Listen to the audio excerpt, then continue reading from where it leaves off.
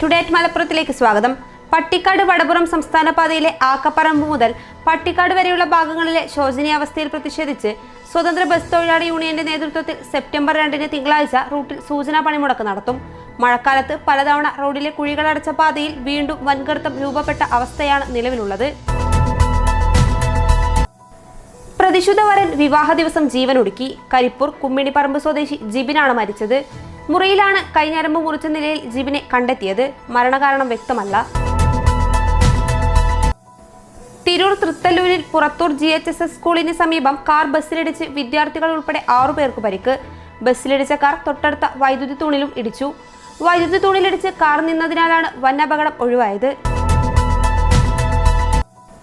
കരിപ്പൂർ മേഖലയിൽ നിന്ന് പള്ളിക്കൽ പഞ്ചായത്തിലെ വിവിധ സർക്കാർ കാര്യാലയങ്ങളിലേക്കും വിദ്യാഭ്യാസ സ്ഥാപനങ്ങളിലേക്കും എത്തിച്ചേരാൻ സൗകര്യപ്രദമായ ബസ് സർവീസ് അനുവദിക്കണമെന്ന ആവശ്യം ശക്തമാവുന്നു.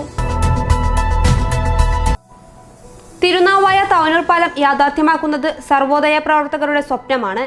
സർവോദയ മേള തുടങ്ങിയ കാലം മുതൽ ഉയരുന്ന ആവശ്യമാണ് പ്രവർത്തകർക്ക് മേളയ്ക്ക് തവനൂരിലെത്താനും ശാന്തിയാത്ര കടന്നുപോകാനുമായി തവനൂരിൽ നിന്ന് തിരുനാവായിലേക്ക് പാലം വേണമെന്നത്.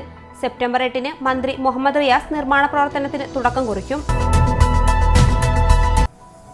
ഭൂരേഖകളില്ലാത്തതിനാൽ ചോക്കാട് നെല്ലിയാമ്പാടത്ത് ആദിവാസികളുടെ വീട് പൂർത്തീകരണം നീളുന്നു.